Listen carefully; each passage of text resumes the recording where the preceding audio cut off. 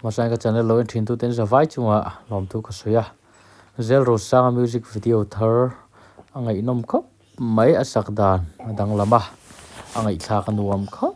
mai aresa channel thi ni na se dang dai thin khop mai rin lo lampang dai in hela hiron sa ni channel te po el sup la video te po tu nei tam sela ti te po kha tan la kan ngai lamani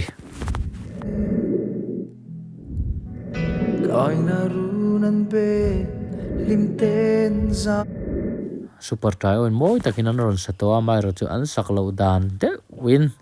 min thong khop me sak dan hi akula alung len thla ka sak dan te hi on hen mile me ma Lalrosanga music video Thar le Christmas la hi moi ni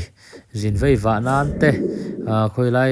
Christmas bazaar ho pa te po in le mo thian ho ti a po ngai thak acha kum khop mai ngai thla sup te ngu en lamila aresa video hi ngai thak anoma alung len thak me mani rolin aresa home te mela ruilo ngai te homa te po tai te sang lian tan puina te pe an unau hi bani panen hianin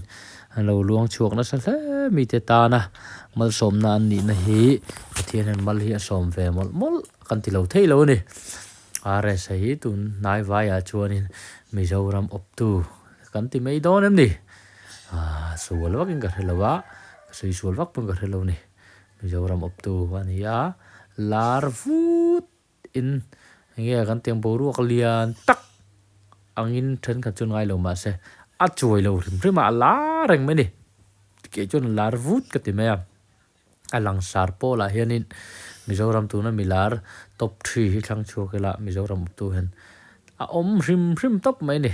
chu wangin o top 1 ne top 2 top 1 then khat ta ai lo tu chun top 1 pon ti lo me the ma se then khat te chuanin